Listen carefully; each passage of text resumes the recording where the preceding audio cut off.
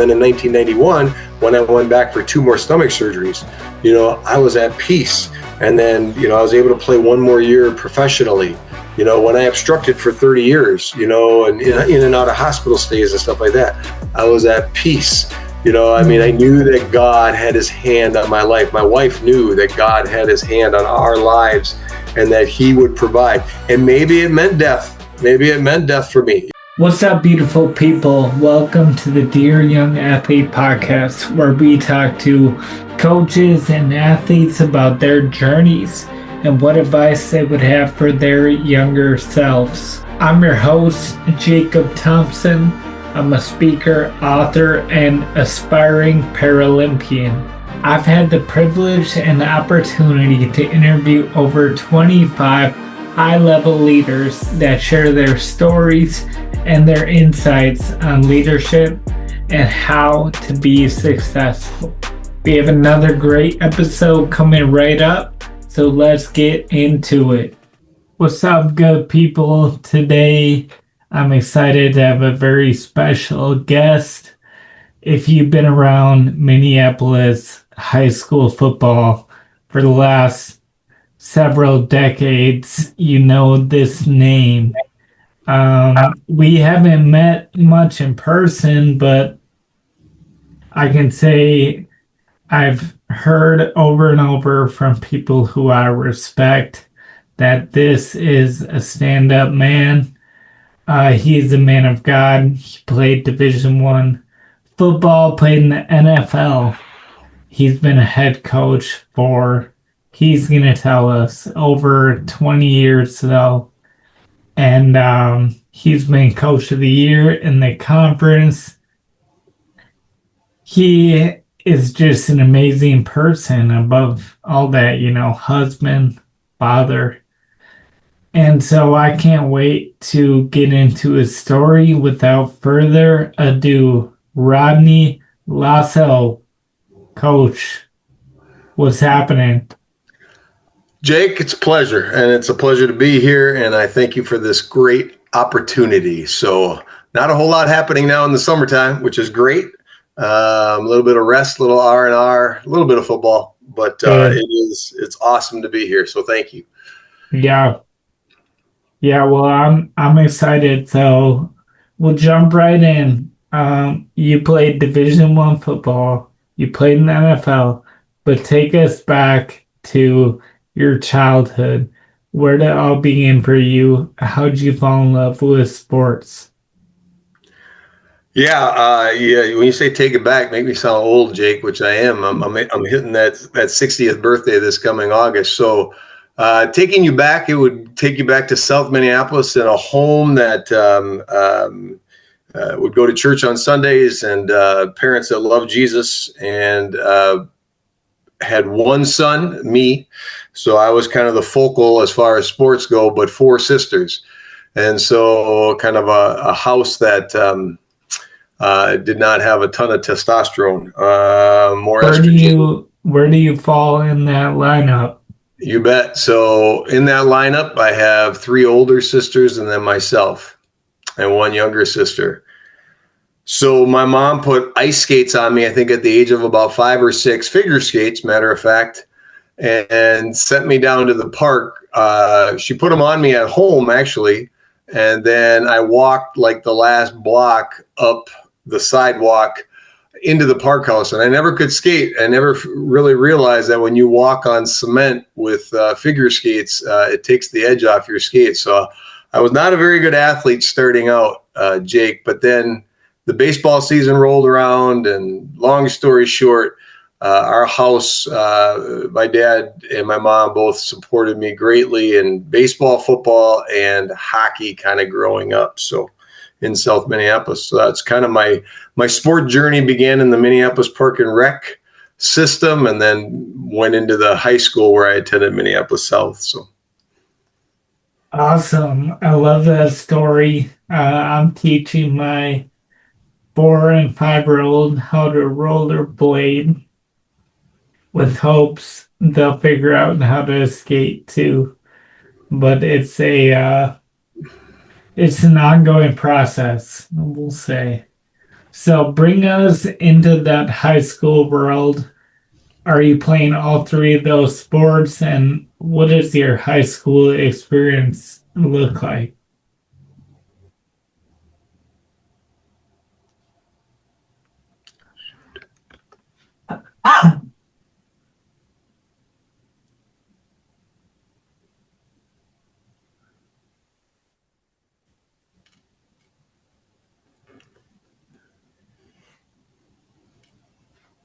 Jake, we prayed for internet, but I'm frozen. Shoot. There, I got you back. You got me?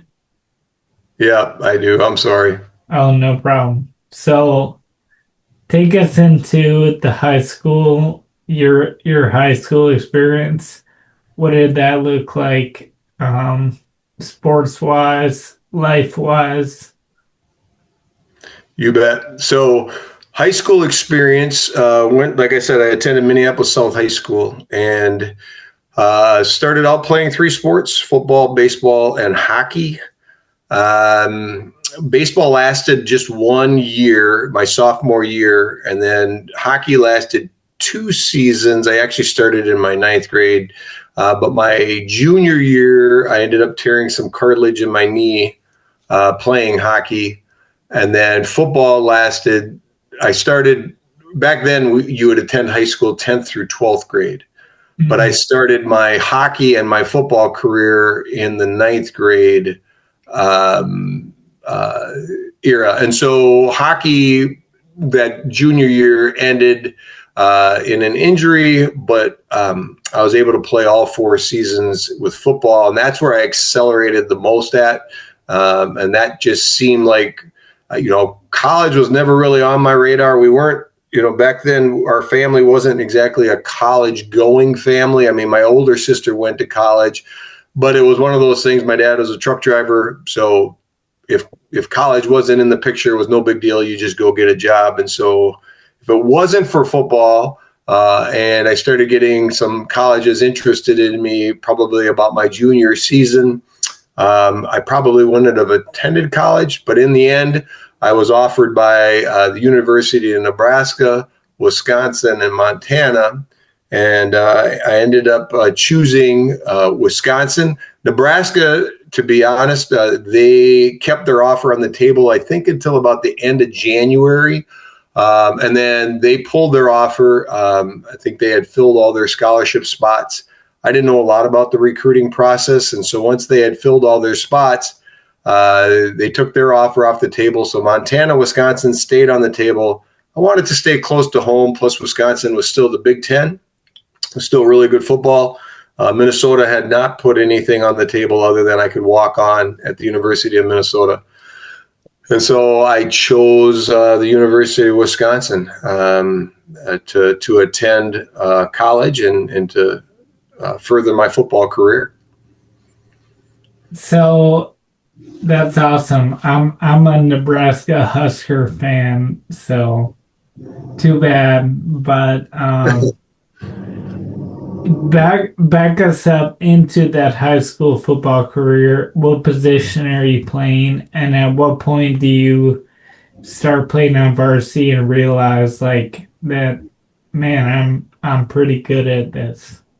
Yeah, so pretty much my sophomore year, I started playing at the varsity level, both offensively and defensively. I was a defensive end. And on the offensive line, I kind of played everywhere. I focused in at center, which ended up becoming my position. So that was I was recruited probably as a defensive lineman just because I had decent speed for my size, but my size, I was relatively small even back then going at the Division I level. I think I ended up around 6'2", about 230 pounds, which considerably, I mean, in today's world, that wouldn't even put me at D3. But back then, it was enough for them to probably project me becoming larger, at least heavier. And I had a lot of the physical traits to continue to develop. I was not a high recruit either. I mean, I think I was one of those guys that, like I said, Nebraska pulled their offer. I'm sure Wisconsin too was hanging on, but they probably too would have pulled an offer if I wouldn't have, decided by the end of January to attend there. Just because when I went there, I mean, a lot of my friends, they're all 6'4" plus, approaching that 300 pounds, even back in the late 1980s, early 1990s. I mean, the size was becoming larger and larger as far as playing. So I was a center and a defensive end in the end. And when I hit Wisconsin, they focused me in on both sides of the ball, but then offensive center is where I accelerated the most. Yeah, so I have a few questions in there. Being a sophomore, playing on varsity, starting to get college recruits, how did you sort of stay humble, keep your grades up, stay out of trouble? What did that look like? Especially if you weren't thinking college, you have to maintain a certain GPA even to be eligible. So what was it your home life? Was it your faith? What carried you into that? Yeah, that's a great question. And, a lot of that had to do with my family structure. I mean, my mom and my dad, loved me, cared for me very much. And the faith component was huge. I don't remember a day not believing in Jesus as my Lord and Savior. I don't have one of these, strong conversion stories, where it's like I go from the darkness into the light. But I do remember, when I chose to follow Christ, 100%. That didn't come until later on in pretty much post-college even. But, I always had a faith in Christ. I mean, I truly believed he was the way to salvation through his death on the cross. But my dad really instilled that as far as just through. My dad was not a verbal man. My dad was more of an action man. You knew my dad loved you. You knew my dad loved Jesus. Those memories of going to church every Sunday, but then also, Easter breakfast, getting up at 4 a.m. to flip pancakes with the men's group at church.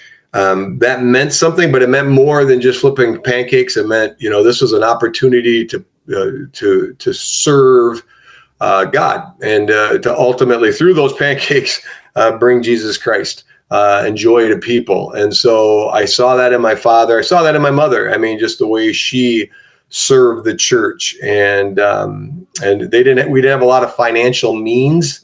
We'd probably be considered poor in today's world. My dad raised 5 kids off of a truck driver's salary. And so that faith component, I mean, when you talk about sports, a lot of my drive in me was not necessarily to please Christ, which I think that evolved. I think it was more not to disappoint my parents. I didn't want to get poor grades. I didn't want to get in trouble because they were good people and they had a reputation as well. I mean, a reputation of God-fearing people. And so I think a lot of my drive came from, I don't want to let them down. And I think, that's not necessarily abnormal for a high school kid, trying to figure out just who Jesus is in his life, not in his dad's life or his mom's life. So that was probably what drove me. And school came relatively easy. Sports I loved, so I did not mind working hard at sports. But the drive to move on was not about, I want to play D1 football. It was probably more, I don't want to disappoint my parents. I really enjoy doing this. And I have an opportunity to continue to do this, in which the University of Wisconsin then provided with a free education. Yeah, so maybe it's different because you're on the offensive and defensive line. If you're starting quarterback, maybe it's easier to get a little cocky and puffed up. But would you say at any point you see yourself kind of lose or being like remaining humble versus being like, oh, I'm the man, I'm really good at this. Hey, real quick, if you're enjoying the episode, I want to ask you to go on whatever platform you're on and follow and subscribe.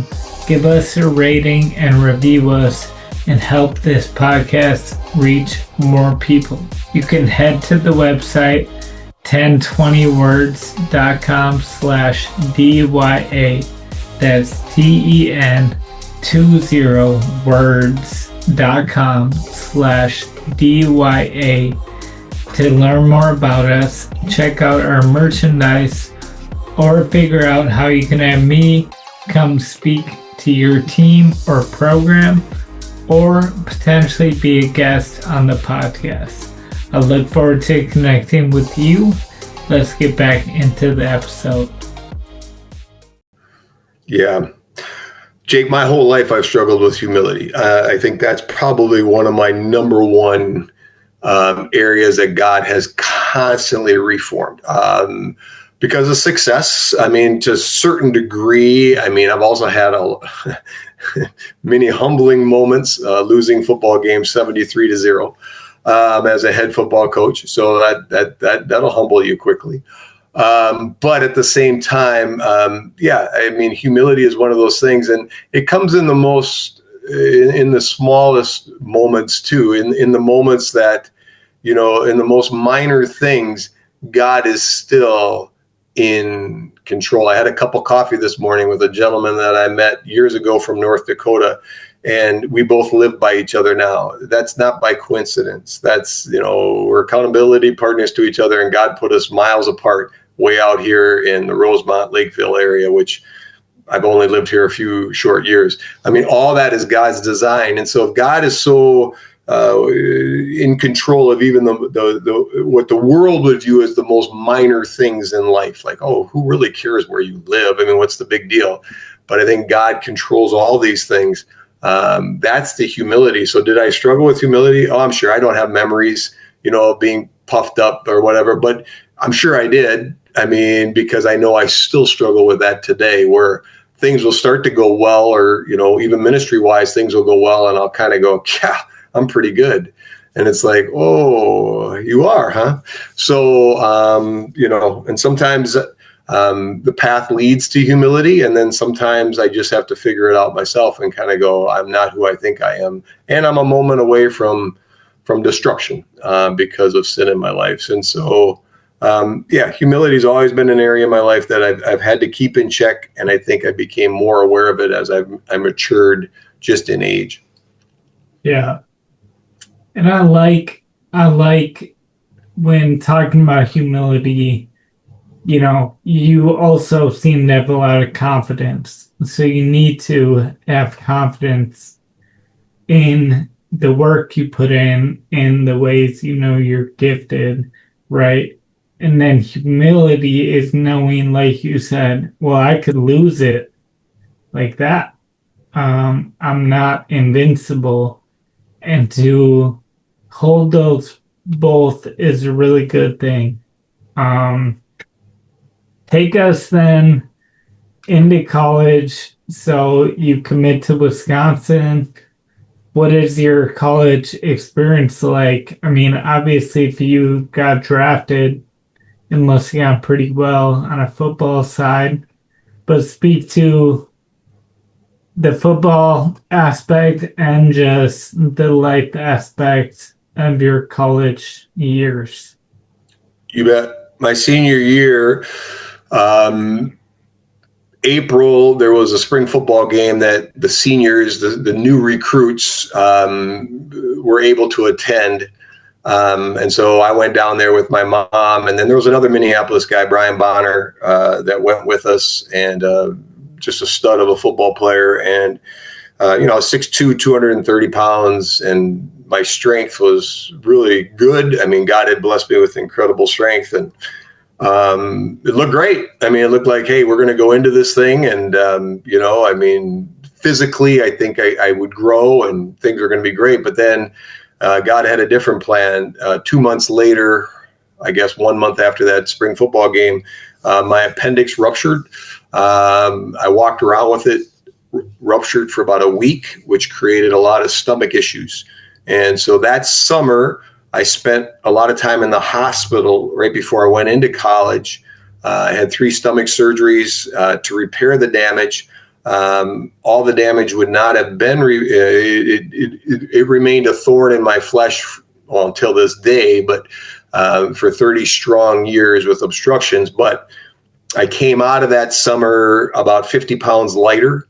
I went into college weighing a whopping about 180 pounds at 6'2", not ready to play my freshman year. I mean, I still was recovering from the stomach surgery. So I remember my parents dropped me off. I was able to make it to camp, but late, and just wasn't going to do anything anyways, on the field or whatnot. But I was able to make it to camp. I couldn't even carry my own bag. I mean, because I had restrictions on me. I could only lift so many pounds. And so my own clothing bag, I wasn't even cleared to carry. And so my first camp, I basically spent on the side, talk about humbling, and just watching these guys. And a lot of, for the most part, being ignored, and rightfully so, because I'm not going to better the team. I'm not going to help the team in any way. And those coaches got to move on, and those coaches got to win. Players got to, focus in on their jobs and whatnot. So I'd go to all the meetings and everything and learn the academic portion of the game, but really not with a lot of care. I can't say the coaches were mean to me. I'm just saying, they had other things to focus on. And so my freshman year, I redshirted, which is quite common anyways, coming in as an offensive lineman or defensive. But I didn't get to practice either until the spring of my freshman year during spring ball. And so, yeah, it was a humbling start to my career, but I think it blessed me academically. I was able to, focus on my grades and kind of establish those. At the same time, God, chose to heal me to a degree that I was able to start to rebuild my body. I was able to focus at the weight room, which I accelerated in the weight room. I mean, things went very, very well for me in the weight room. And so, I made friends probably the most with the strength coach, and he was able to really focus on me. Once I kept getting clearance, he was able to really build my body back up and prepare me for that freshman year spring ball season. Yeah, so I have a question here brewing up. Was the weight room big for you in high school too? Yeah, so there was a guy, you talk about God intertwined in just how God would weave into my life. There was a guy that worked for Young Life, what you're familiar with. Back when I was in high school, and we kind of built a weight room. I mean, weights weren't big back in the early 1980s. I mean, the Russians did it a certain way. The way we lifted back then too is hilarious, because they would laugh at us today. I mean, you'd spend 2-3 hours in a weight room. Now they spend 45 minutes to 60 minutes and they accomplish the same, they get the same amount of benefits. But so we kind of built a weight room back at South. I mean, a lot of machines were, made by the shop class or whatever, but this Young Life guy was big into weightlifting. And so he would kind of really stress weightlifting to me. There was a local gym then that I started to work out at. But this gentleman too would also weave in his faith. And just really, just slowly, he knew I would go to church, and he understood, I had a faith in Christ, but he really started to develop that. And so as I got to college, yeah, the weights were big. They were big in high school. They were big in college. But also that beginning season, I had time on my hands. And so there was a chaplain, I guess you'd call him. I don't know if that was his official title, but he worked for Athletes in Action with Crew. And then he mentored me for the following 5 years, mentored my faith, and just really helped me to grow in my faith. But truly, I can't say that I devoted myself 100% to Christ. I'd have moments. I'd have great streaks of, oh yeah, I'm going to give my life to Christ. And then I'd have stumbles. But I really probably didn't grasp Jesus, wholeheartedly, saying, I'm going to give all this other stuff up. Granted, we all stumble. So yeah, no, I think it's good for young players, especially to hear kind of how the weight room. I mean, you were undersized for your position, and worked hard in the weight room, befriended the strength coach, um, and how that probably formed you as a player and as a person. And like nowadays, guys want to get a cool picture, put the football jersey on, post it on social media, and that's all fine. But there's something about getting in the weight room, working really hard, sweating, getting sore. It's not very sexy, but it sounds like, and you could say more about it if you want, but it sounds like that really shaped a big part of you as a player and probably as a person and a coach. yeah, that's your foundation. I mean, as an athlete, the weight room is your foundation, and in life, what's your foundation? In your faith, what's your foundation? In your job, what's your foundation? What's your rock? And so in sports, on a worldly perspective, now granted, my life is altered where Christ is my firm foundation. But, back then I would have to say that, yeah, the weight room was my foundation. That's where my sport career was birthed out of. Now, granted, the God piece, Michael Jordan was a great basketball player. Michael Jordan, though, worked very hard, but he didn't work any harder than Tim Smith, who we never heard of, never went to the NBA, just because God didn't sprinkle a little bit of Michael Jordan magic onto Tim Smith. He sprinkled it on Michael Jordan, which made Michael Jordan incredible, but they both worked the same. And the same was true with me in the weight room. There's people who work just as hard as me in the weight room, but God sprinkled a little bit of, I call it bohemian strength, because my grandpa was very strong. But I was able to, in the end, bench press 435 pounds. I was able to squat 700 pounds, 3 reps. I was able to do these things, not because I worked harder than somebody else, because God blessed me in those areas where I could develop that type of strength. I was clean back in the day of strong steroids, huge steroid, movement back in the 1980s. I didn't have to do that. And I often tell people, it's not that I chose not to do it. I didn't need to do it just because the strength came naturally. But then God used that strength that he provided for me and my work ethic to help me accelerate my football career, because that catches the eye of coaches. If you run a 4.740 and you're 270 pounds, people look at you and they go, oh, we got a place for you, and you may stink on the football field. It's not necessarily a fair assessment, but at least gets you onto the football field. And the same thing with my strength. Too small, yes, but my strength was so great that they were like, oh, he will make up that extra 40 pounds just in his strength. And so that got me onto the football field. So God used things, and I know God wanted that work ethic, and he wanted me to do that, to obviously have football success, to obviously use that to spread the gospel message in some way, shape, or form. So. Mm-hmm. Yeah, and I think what you're getting at though too is like there are two things. So you think of a farmer, you need to plant the crops, you need to water, you need to harvest, but God makes it grow. So I always think of like God works in partnership with us. So yes, God gifted you in that way, and you had to be faithful to be a steward, or if someone doesn't know what that means, like a you had to basically take what God gifted you with and then also put in your own work with it. And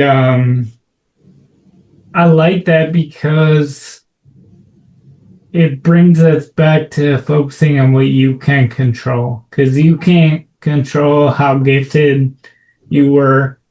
You can only control what you do with that, and then that's what actually matters in life much more than a certain outcome. If you made the NFL, if you didn't make the NFL, if you're all pro, if you weren't all pro, who you become by using being faithful with what you're given is way more important than that.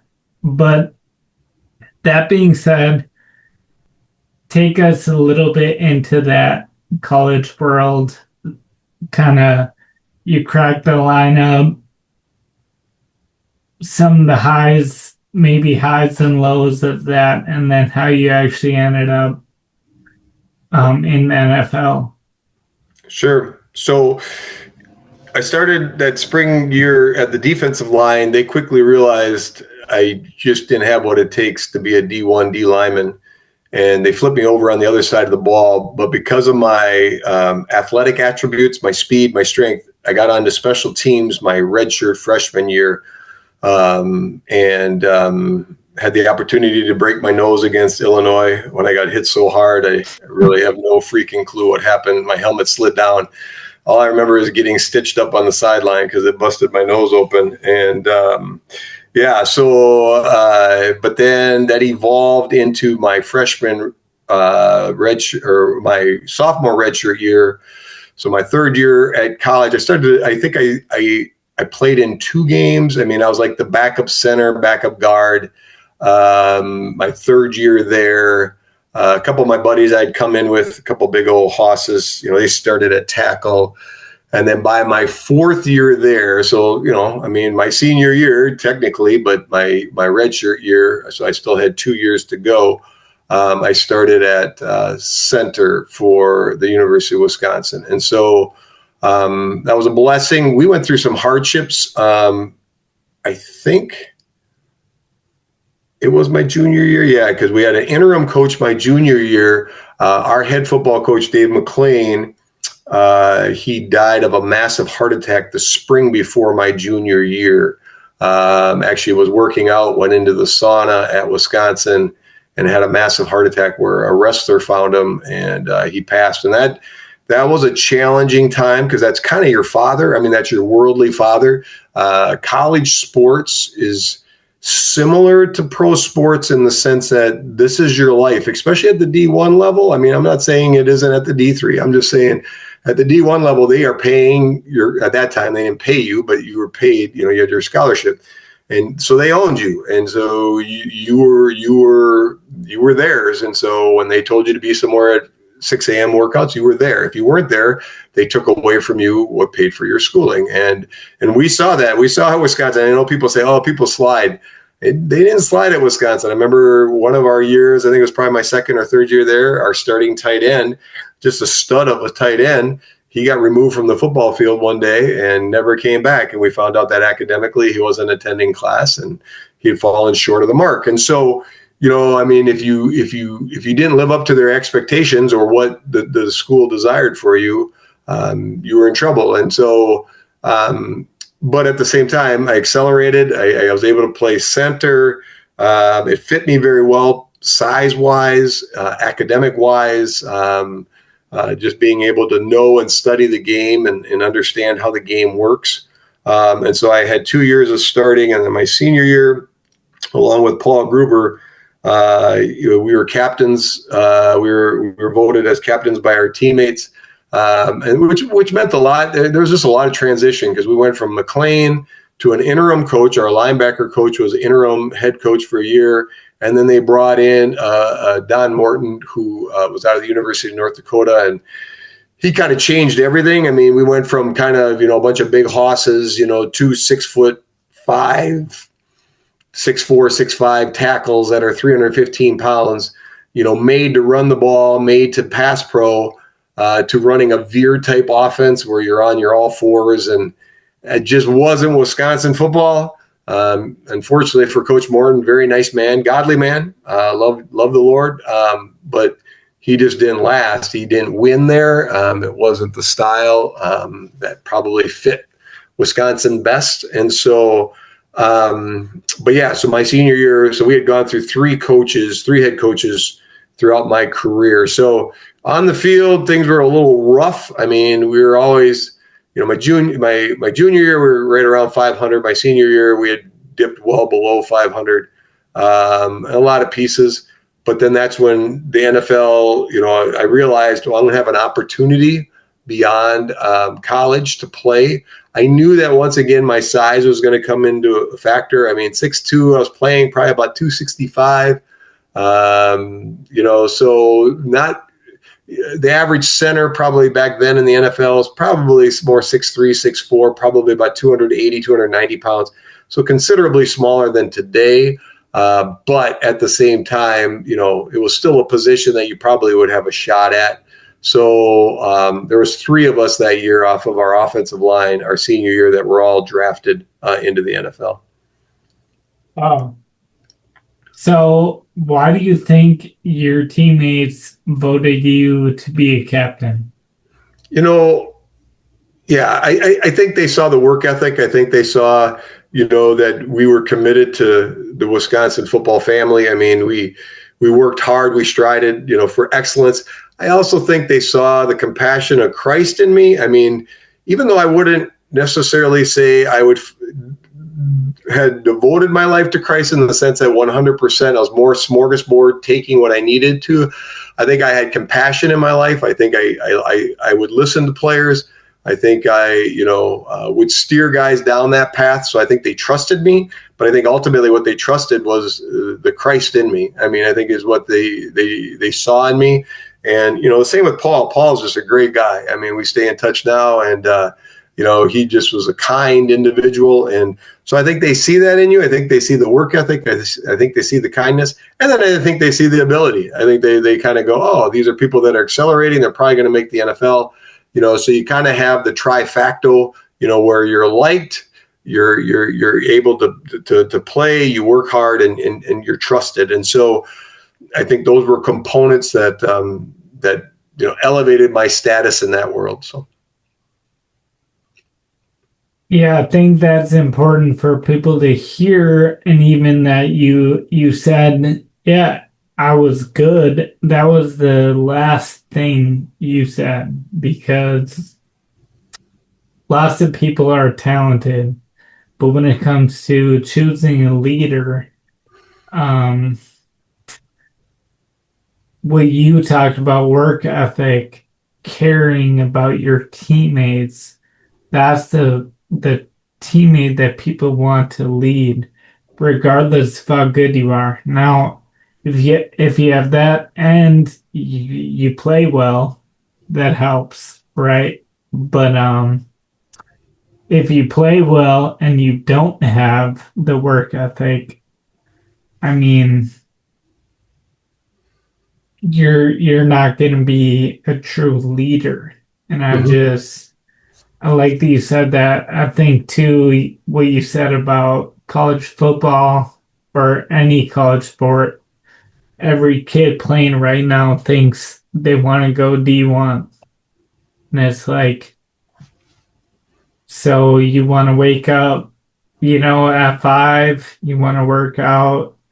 These hours have super strict workout, diet, schoolwork, have less social life. Like, is that what you really want? But you don't show up to the weight room or do extra workouts right now. It's like, if you think you want to go D1 or play any college level, someone should be able to look at what you do right now and identify that. Oh, they show up, they do extra. And if not, you probably don't actually want it that bad. take us then into the NFL, the draft. Is it dream come true? What did your NFL career look like? Hey man, cool shirt. Oh, thank you, man. What is that logo? I've never seen it before. Yeah, it's actually based on 1 Timothy 4:8, which says physical training is good, but training in godliness is better, having value in this life and the next. The 8 is like an infinity because when you have a relationship with God, it lasts forever. Oh, you believe in Jesus or what? Yeah, bro, I play the game all for God's glory. He changed my life and I want to do what I can to glorify Him. Is it a brand or whose logo is that? Yeah, it's actually the theme verse for a cool podcast I listen to called Dear Young Athlete. It's a sports leadership podcast. You should check it out. So where can I get one? Yeah, you just go to their website, 1020words.com/DYA. That's TEN20words.com/DYA. If you use the code DYA20 with all caps, you can get 20% off your first order. They have t-shirts, shorts, hoodies, crew necks, you name it, anything you want. Yeah, man, I guess I would like to learn more. Oh yeah, man, we got Bible study later with some of the guys if you want to come check it out. All right, bro. See you later. All right, bro. Peace.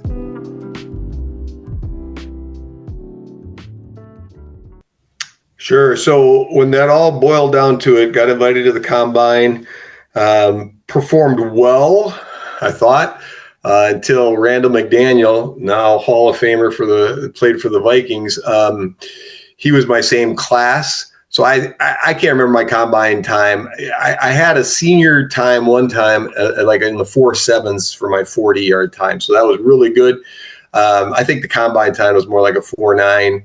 But then I remember, my vertical was, like 28. And I throw these numbers out there like, hey, puffing my chest out.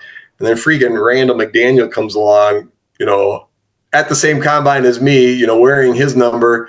The worst stance I've ever seen out of anybody as an offensive lineman, and one of the best offensive linemen I've ever seen play the game. His vertical was like in the 40s.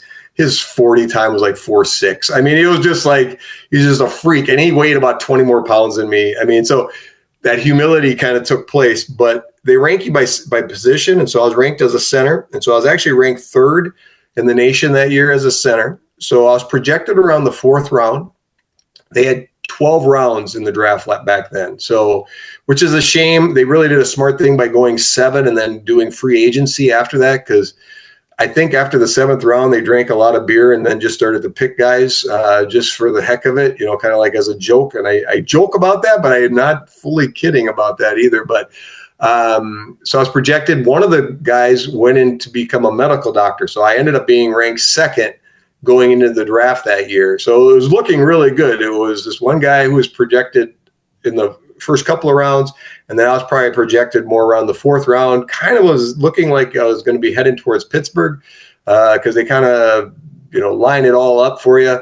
Well, the first guy dropped. His status dropped. We both were rather small, so his status dropped, and he actually was picked up in the 4th round by Pittsburgh. Well, that meant I was going to go ladder rounds. And so then the 5th round came, the 6th round came, the 7th round came, the 8th round came, the 9th round came. And finally, 2nd or 3rd day, whatever it was, the 10th round came. And it's not like the social media of today. It's not like it's publicized. You're sitting there. You're not even really by a phone anymore at this point. You're kind of by a phone because you want to be, but you're hoping the voicemail picks it up or whatever. You're around the phone maybe the first day or two, but then I get a call from the Patriots. They had drafted me in the 10th round. When I go out there for the the pre-camp or whatnot, there's 2 other centers there already.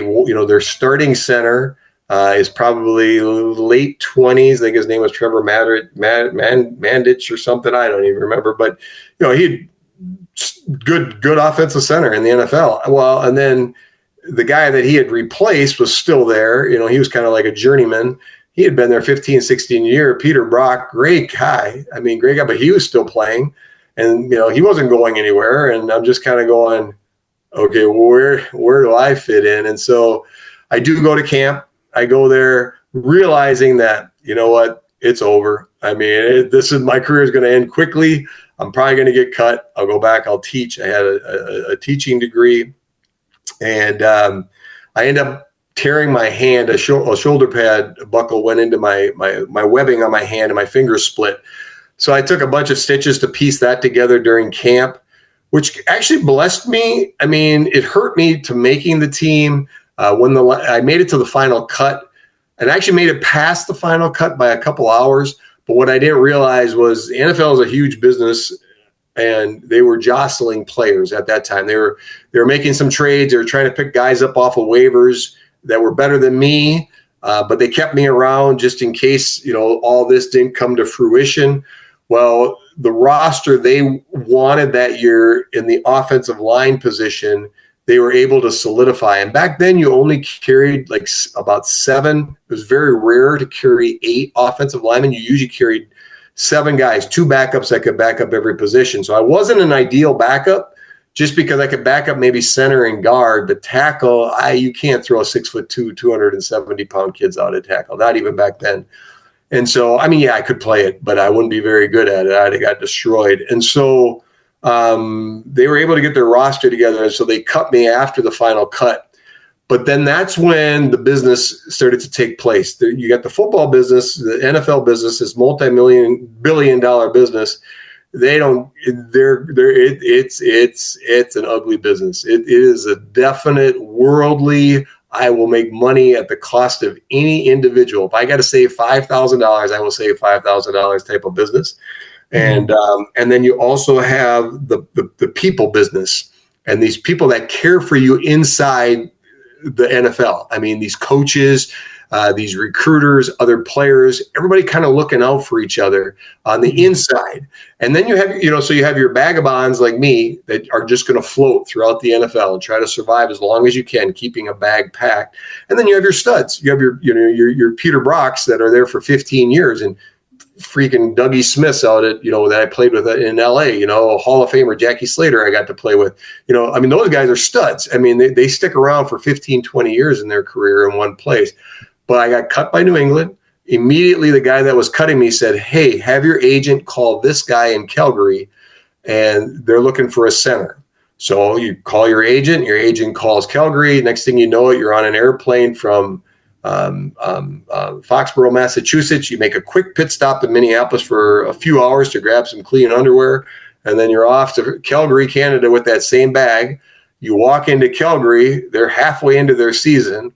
You assess that situation. You realize that, holy crap, this head coach is a freaking nut job. He had just cut their starting center. He had like 15 years experience because he had basically stated something in the paper that said this head coach is a nut job in a roundabout way.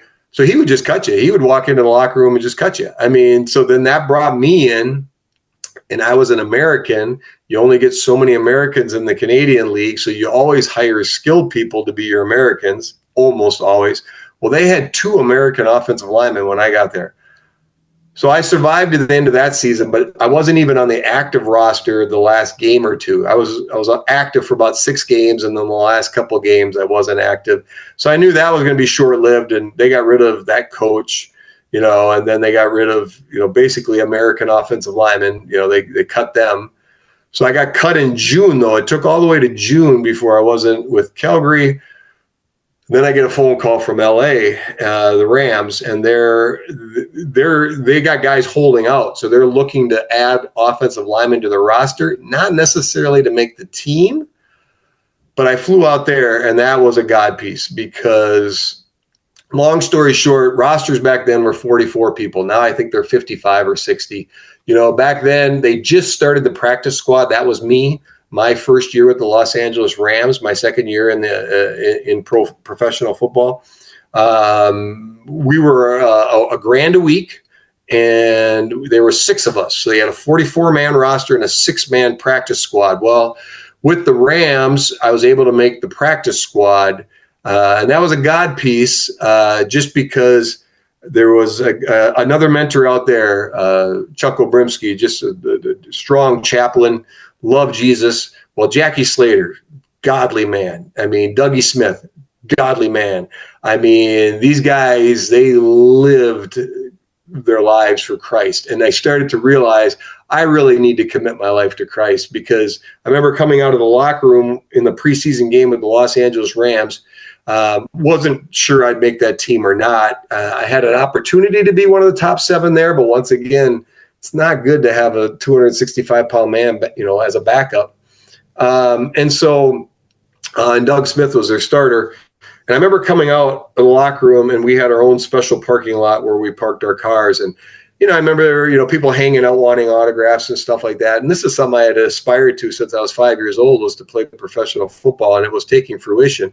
And I remember saying to myself, this is it. This is all life had to offer my whole life. And I wasn't making a big contract or anything, but I just remember going, there's got to be more, God. There's just got to be more. And God was like, yeah, there's a lot more. You just live your life for me. And so that's when I flipped, and I kind of went, okay, I'm giving you everything. I'm giving you football. I'm giving you my life. I'm not smorgasbording it anymore. If it's in the Bible, I'm going to follow it. I'm still going to stumble. I'm still going to have sin. I'm still going to fall away. But at the same time, I'm going to live for you. And that's where Doug Smith would enforce that, and Jackie Slater enforced that. I mean, I remember Matthew Slater, my son met him at a prayer breakfast here. I think it was the Tony Dungy thing or whatever. And, it was funny because I remember Matthew Slater, but Matthew Slater was a little kid running around the Bible study. And those are cool moments, because I remember sitting with Jackie, and Jackie was a PE teacher. And I remember Jackie just going, man, it's all about Jesus, and however God wants your life. And that brother, he flat out could play. I mean, there was nobody that worked harder or better football player than I've ever seen than Jackie Slater. I mean, that guy was consistent, loved Jesus, was hilarious, and was a godly man, godly father. And so these guys all mentored me, and Chuck Obrimsky mentored me in the Word. And so I really grew in my faith that first year with the Rams. Then I was a free agent. That spring, I tried out for, Green Bay. I ended up going back to the Rams within 24 hours after I signed my contract to go back to the Rams, hoping, I'd maybe make that final 7. I had built myself up to about 280 pounds. So now it was a little better opportunity to maybe, make that final 7. And I think they were starting to look at me like, oh, the kid can actually play. And Doug Smith only has a year or two left. He had 15, 16 years in. I think we could project him as our next center with the Los Angeles Rams. And I felt that, and I could tell that they were warming up to me. Even my even my line coach, who started out like, you'll never play for me. And now he was more like, okay. Because once again, my strength, God had blessed me with that. When you walk into a room and you can military press 315 pounds 6 times, people take notice, when your speed is out there. Also, that servant attitude, flipping the pancakes back with my dad in the church. Well, that also was on the football field, because when they needed a wide receiver during practice, I'd be the first one to raise my hand. When we were in Tokyo, Japan, and all our tight ends got hurt, and they said, Coach Robinson said, who can play tight end? And I said, I can play tight end. I knew nothing about tight end, but I had a good academic study. I could understand a playbook. So I learned the positions overnight. And then I played tight end for him in Tokyo, Japan in a preseason game, playing up against Rodney Lossow, taking my freaking head off, and stuff like that. And I remember in the huddle, I remember distinctively, the quarterback, was it Everett? I can't remember. But he goes, don't worry, just go out for the route. I'll never throw to you, because they knew I couldn't catch. It was just, but my work ethic and those things, kind of took place.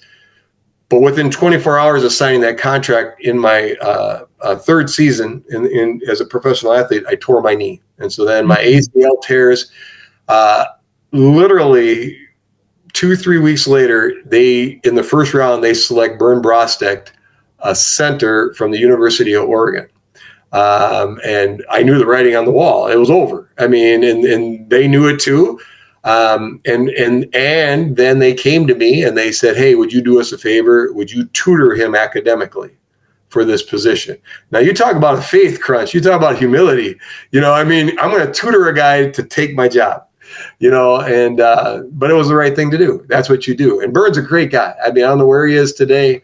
I hope he's a believer today. I hope he had the same experience I did with Doug Smith and Jackie Slater, and he became a believer. I remember Kevin Green becoming a believer, just a freaking stud. And, Kevin was a wonderful man, a nut job, and one heck of a football player.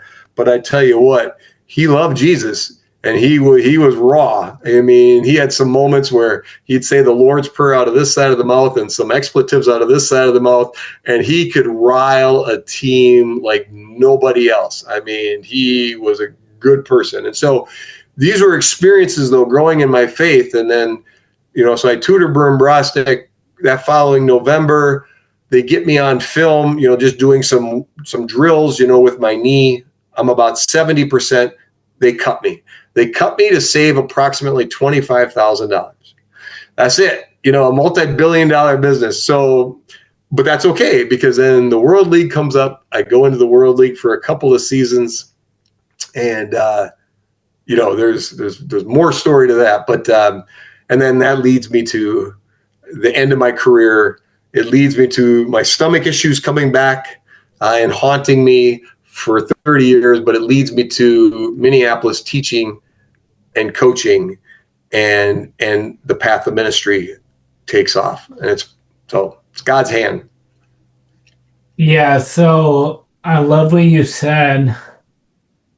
That's awesome, by the way, and thank you for sharing all that. But I love, you said you had this moment of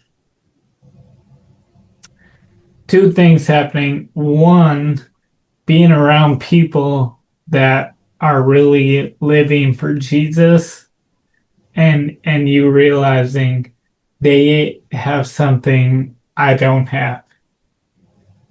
And then also fulfilling your dream and realizing it's not what life is all about. It's a great thing, to work hard and to see hard work pay off, but it's not ultimately fulfilling that hole in our hearts. And that combination for you, leading you to go all in with Jesus, I think is really powerful. And that's really what I want people to hear. I'm gonna end with two more questions, but I want to pause if you want to say more about the faith piece.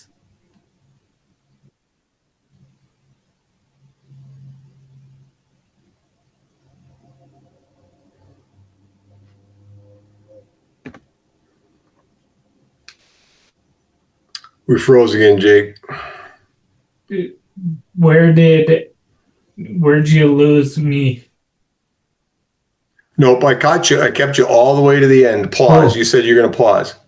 Oh, yeah. Want to pause and see if you want to say more about the faith piece and your faith journey, what you really want people to hear. Yeah, I probably got one statement. Kind of how it all kind of winds together, Jake, as far as, from that moment of understanding it, but then everything in life that I do now has to have the purpose of spreading the gospel message and spreading the name of Christ. And that,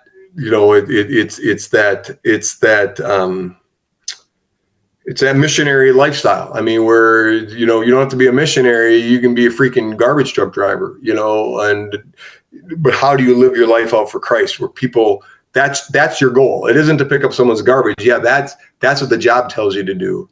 But the goal is, how do I serve you in this? How do I serve you as a practice player? How do I serve you as a football coach? How do I serve you as a DAPE teacher, type of thing. So I probably have one last statement with that. But I'm good too, however you want to take this. Okay, save your statement, because I think it will come up. I would say, growing up, I thought life was all about sports. I know now that sports are all about life. Hmm. If you could pick kind of one lesson of sports that you've seen translate into your life, what would that be and how have you seen it impact you? So one lesson that has impacted me, you know, um, I think sports are hard, and I think that's the lesson that sports have taught me. Meaning, baseball, 1 out of 3 is a very, you're failing twice and you're having success once. Football, trying to make a 44-man roster in the NFL. Sports are hard. In the weight room, that's not fun. Practice in June. I told the players the other day, this sucks. I hate being out here. I hate being out here as a coach, because it's hard. But then that's life. Life is hard. I mean, look at your life story. With your health, it's like, was this your plan as a 16-year-old young man? Your health passed? No, life is hard. So sports is hard. Life is also hard.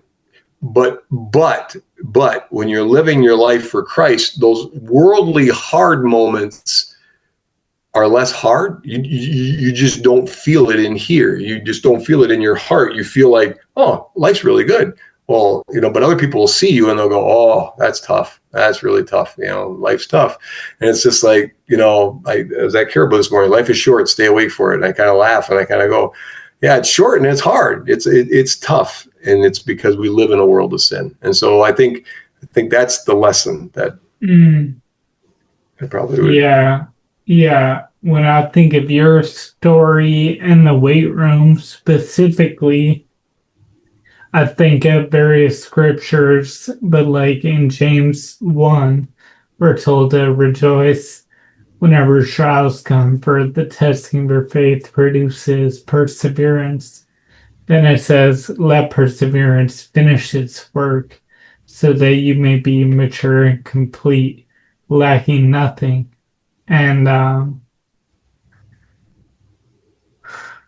the weight room is such a prime example of that. Your muscles, they need to be broken down to come back stronger. But if we leave that in the weight room, we miss out on what it has to offer us in life too. And so I can look back and I have trials every day, as does everyone. With my health, there are daily things that are hard, and it's like somehow it's making me stronger. And so even when it is hard, I can rejoice. And that is the beauty of living, knowing your foundation is in Jesus. We always end this way, and this is why I ask you to save your statement. It might come out here, but you're on the Dear Young Athlete podcast, and we always end by saying, complete the statement, Dear Young Athlete blank. What do you want to say to your players, to your kids, to the younger Rodney? What would you say, Dear Young Athlete blank? Yeah, for me, it would be, dear young athlete, find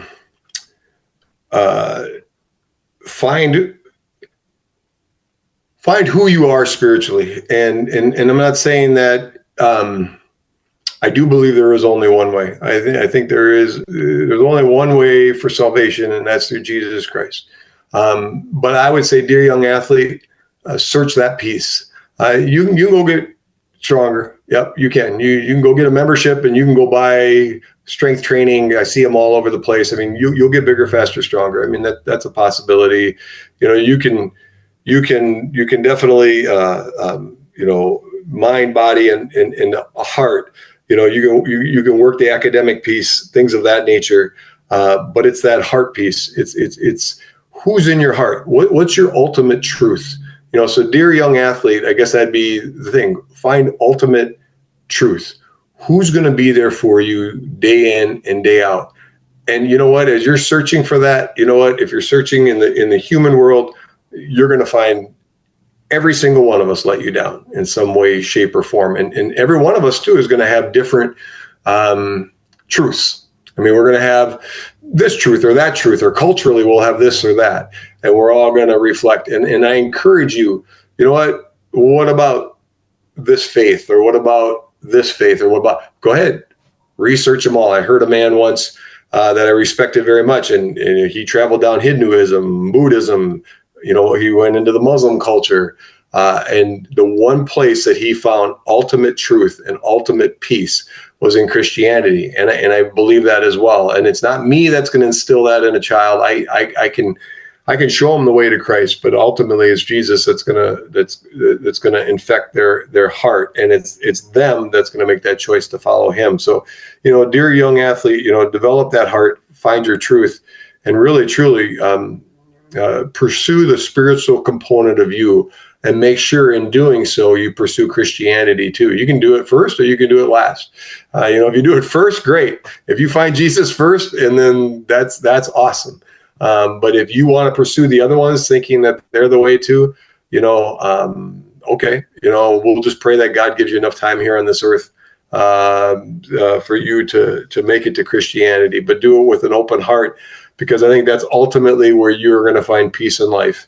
And you're going to find joy. I mean, you're going to find joy. You're going to find joy in the sufferings. You're going to find joy in the victories. And then you're going to find also guidance where you will feel God's presence, and he will direct you and he will guide you. And sometimes he'll give you two paths, and both seem really, really good. And then sometimes you'll take one and you'll realize, I should have taken the other one, but he'll use the one to have you come back to the other one. And so, in my decades of coaching or whatever else like that, I've seen that. And I've just seen true peace and true joy. And it goes back to, dear young athlete, Rod, if I wouldn't have wholeheartedly given my whole following to Christ, I believed in Jesus as my Lord and Savior, but now I really wanted to follow Christ. When I blew my knee out back in 1990 or whatever it was, there would have been no peace. I'd have been like, I just lost everything. And then they drafted Byrne in the first round. There would have been no peace, but I was at peace. Why was that peace? I don't know. I have no clue. All I know is it was Jesus providing the peace. And then in 1991, when I went back for 2 more stomach surgeries, I was at peace. And then, I was able to play 1 more year professionally. When I obstructed for 30 years, and in and out of hospital stays and stuff like that, I was at peace. I knew that God had his hand on my life. My wife knew that God had his hand on our lives and that he would provide. And maybe it meant death. Maybe it meant death for me. Who knows? I don't know what path God has for any of us, but dear young athlete, you need to pursue that and hopefully and ultimately find Jesus as your Lord and Savior, because at that point in time, I really don't care what happens to you. I do. I will pray for you. I will wish well for you. But if it doesn't go that way, I know you'll be okay. I know that God will ultimately deliver you. I just got a letter from a guy. He's in prison right now. He's one of my former players, and he murdered somebody, but he knows Christ now as his Lord and Savior. And I'm like, he's okay. Yeah, he's in not a good worldly place. And he'll get moved soon, according to Stillwater. But the bottom line is he's okay because he's with God now. He's with Christ. Mm-hmm. And you know what? How can God use his life? And so that's my dear young athlete. Well, yeah, I have to pull out a few things you said there. You said you're at peace, but you didn't even know why. And the Bible says you'll have a peace that surpasses understanding. And I think that's so good. I also loved how you mentioned we are body, mind, and soul. Body, mind, and heart. And yeah, you can go make your body great and your mind great, but until you focus on your soul, you'll always be missing that piece. And the irony is, when your soul is right, things can happen to your body and mind that are not good, but you can still have that peace. And I like that you said that. The last thing you said I love is I would say, like, if Jesus is not the way, then I don't want to follow him. I want to know the truth. And Christian people can be so afraid of questions, doubts, exploration. But I want to echo what you said. It's like, go find out, go research everything and see the fruit of what you find, see what is actually trustworthy. And Jesus says, if you seek, you will find. So I'm like, yes, go seek. If you seek with all your heart, I believe you'll come to know the truth. And man, there was something else you said earlier too about the pancakes, flipping pancakes. And if anyone's still listening, if you're young, you're in high school, we're in summer, whatever time of year it is, find time to put down the phone, put down the video game, and go serve somebody else and just see the impact that would have on your mind and your spirit. We're so depressed, isolated, anxious in our world. I think a lot of the answer is go play football, go to the weight room, go serve, go to FCA or a Bible study, go be with people, and that will change your life. So I'll stop there. Do you have any last words for the people? No, I don't, but I appreciate this opportunity. Hey, thank you so much for your time. We'll see you in the next episode. Peace. And there you have it. One more episode in the books. Thank you so much for listening. As a reminder, make sure you subscribe in whatever platform you're on, that you leave a comment and rate and review. And I want to personally thank you for doing that. And I will see you in the next episode. Peace.